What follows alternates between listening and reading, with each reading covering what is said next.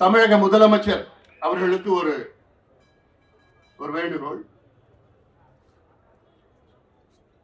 தமிழ்நாட்டினுடைய பட்ஜெட் கூட்டத்தொடர் வருகின்ற மார்ச் மாதம் 14ஆம் தேதி தொடங்க இருக்கிறது. இந்த கூட்டத்தொடரில் தமிழக அரசு தமிழ்நாட்டில் ஜாதிவாரி கணக்கெடுப்பு நாங்கள் நடத்துவோம் என்று அறிவிக்க வேண்டும். அறிவித்து அதை ஒரு மாதத்தில் நிறைவேற்ற வேண்டும். இது அவசியமானது, அவசரமானது. அப்படி இந்த கூட்டத்தொடரில் அறிவிக்கவில்லை என்றால் அதன் பிறகு நாங்கள் கூடி, எங்களுடைய கூட்டமைப்பு கூடி, தமிழ்நாடு முழுவதும் தொடர் போராட்டங்களை நாங்கள் நடத்துவோம். தொடர் போராட்டங்கள், ஏதோ ஒரு போராட்டம் கிடையாது. தமிழ்நாடு முழுவதும் அந்தந்த பகுதியில் செல்வகுமார் ரெடியா?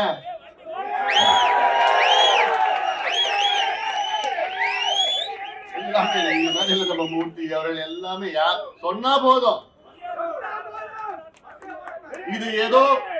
இது ஏதோ சும்மா சின்ன அறிவிப்புலாம் கிடையாது.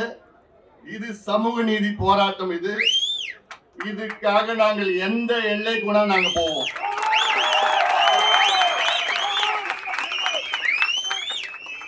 அதனால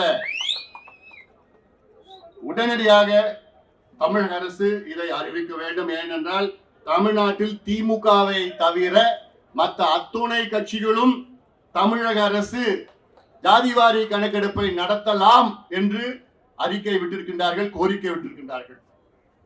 தமிழக அரசுக்கு அதிகாரம் இருக்கிறது என்றெல்லாம் கோரிக்கை வைத்திருக்கின்றார்கள். எல்லா கட்சியும், இவங்க கூட்டணி கட்சியும் சரி. அதனால இதை இன்னும் நாங்கள் பொறுமையாக இருக்க மாட்டோம். இது எங்களுடைய உரிமை பிரச்சனை. இந்த கணக்கெடுப்பு நடத்தினால்தான் தமிழக மக்கள் முன்னேறுவார்கள், தமிழகம் முன்னேறும். இதுதான் சாதாரண ஒரு பேசிக் ஃபார்முலா. இதுதான் ஏன் முதலமைச்சர் அவர்கள் நடத்த மாட்டாரு? என்ன காரணம் யாருக்கா தெரியுமா? என்னப்பா அவருக்கே தெரியாது.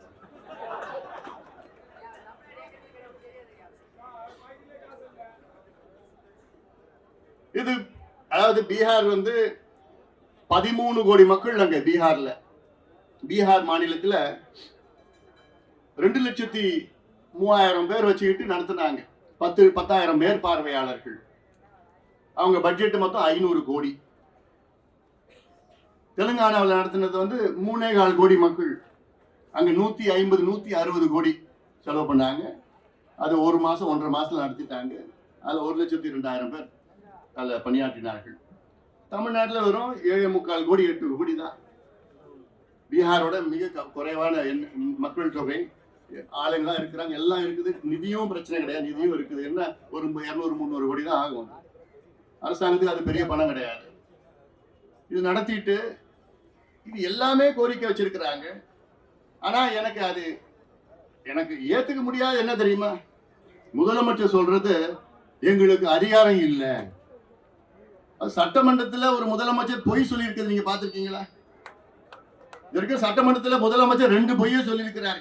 இந்த சம்பந்தமா ஒரு பொய் என்ன சொல்லியிருக்கிறாரு? சட்டமன்றத்துக்குள்ள தமிழக அரசுக்கு ஜாதிவாரி கணக்கெடுப்பு நடத்த அதிகாரம் கிடையாதுன்னு ஒரு பொய்யை சொல்லியிருக்கிறார். பிறகு எப்படி தெலுங்கானா நடத்தினாங்க, பீகார் எப்படி நடத்தினாங்க, கர்நாடகா எப்படி நடத்தினாங்க, ஆந்திரா எப்படி நடத்துறாங்க, ஒரிசா எப்படி நடத்துறாங்க, ஜார்க்கண்ட் எப்படி நடத்துறாங்க, சத்தீஸ்கர் எப்படி நடத்துறாங்க, ராஜஸ்தான் எப்படி தொடங்கி நிற்கிறாங்க.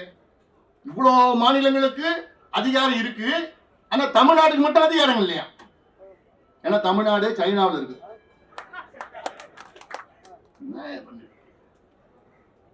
ரெண்டாவது போய் என்ன சொல்றாரு தெரியுமா? சமீபத்தில் நடந்த கூட்டத்தொடரில் போய் ஒண்ணு சொல்றாரு. என்னன்னு, பீகார்ல ஜாதிவாரி கணக்கெடுப்பு நடத்தி அதை பீகாருடைய உயர் நீதிமன்றம் தடை செய்திருக்கிறது என்று ஒரு பொய்ய முதலமைச்சர் சட்டமன்றத்திற்குள் சொல்லியிருக்கின்றார். எவ்வளவு ஒரு மோசம் அது.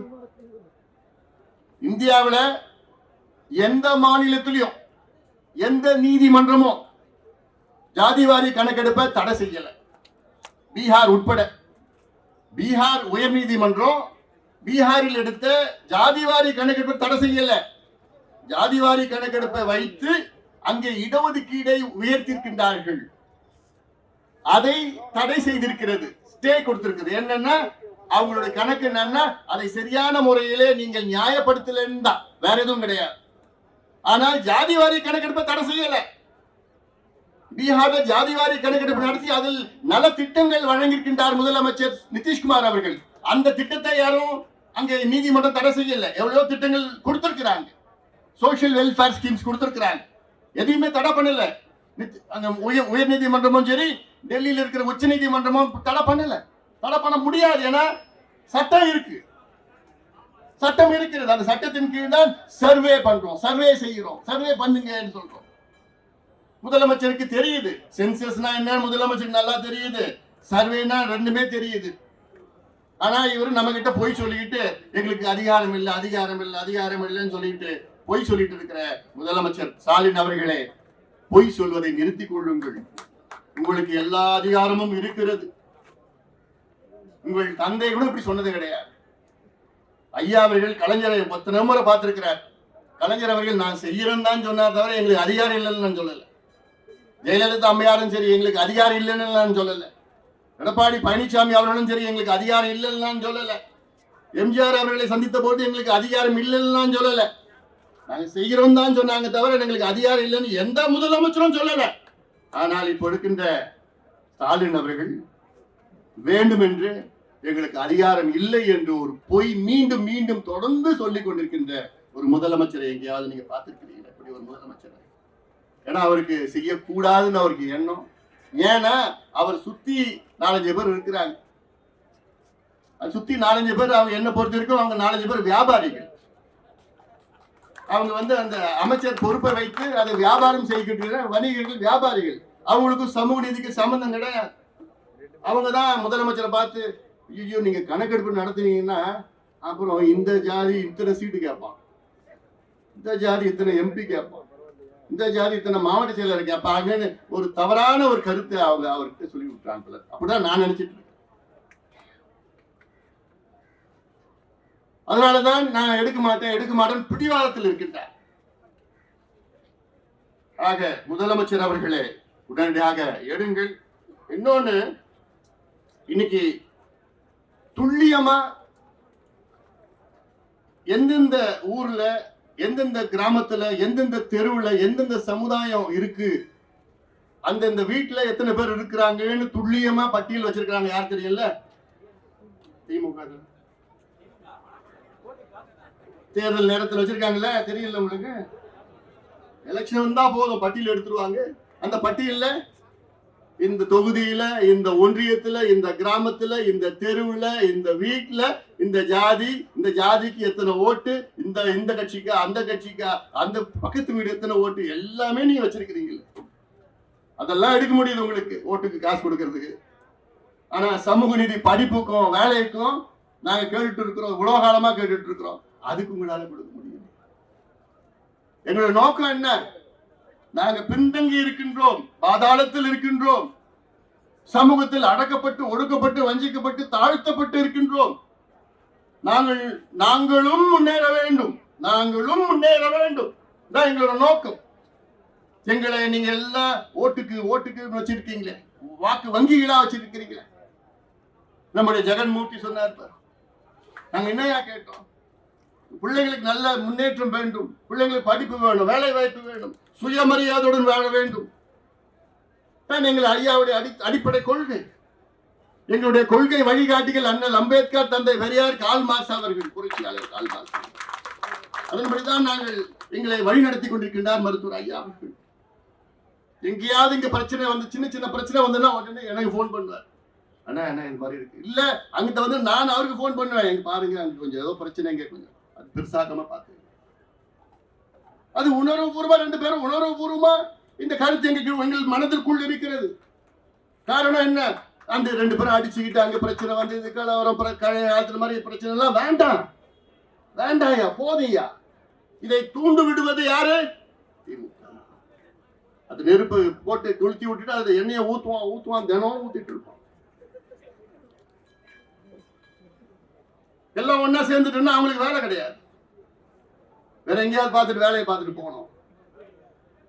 அதனாலதான் இவ்வளவு சூழ்ச்சிகள், இவ்வளவு பிரச்சனைகள். சின்ன பிரச்சனை உடனே பெருசாக்கி அதெல்லாம் வேண்டாம். அதெல்லாம் அந்த நோக்கம் தான் எங்களோட நோக்கம். அதான் மீண்டும் மீண்டும் சொல்வது என்ன? சமூக நீதி, சமூக நீதி. நாங்களும் வாழ வேண்டும், நாங்களும் முன்னேற வேண்டும், நாங்களும் ஆள வேண்டும். நாங்களும் என்றால் என்ன? அத்தனை பேரும் தமிழ் சமுதாயம் ஆள வேண்டும். பாதாளத்தில் இருக்கின்றோம், பெரிய எண்ணிக்கையில் இருக்கின்றோம். ஆனால் எந்த முன்னேற்றமும் எங்களுக்கு இல்லை.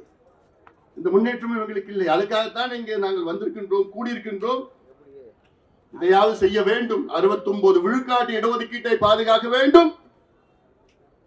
தமிழ்நாட்டில் 100 விழுக்காடு இடஒதுக்கீடு. அந்த சமுதாயத்துடைய எண்ணிக்கை ஒரு பக்கம், அந்த சமுதாயத்துடைய கல்வி சமூக பின்தங்கிய நிலை ஒரு பக்கம். இதை வைத்து அனைவருக்கும் சமூக நீதி வழங்க வேண்டும், அனைவருக்கும் இடஒதுக்கீடு வழங்க வேண்டும் என்ற நோக்கத்திலேதான் இந்த சமூக நீதி கூட்டமைப்பை மருத்துவர் ஐயா அவர்கள் உருவாக்கி இருக்கின்றார்கள்.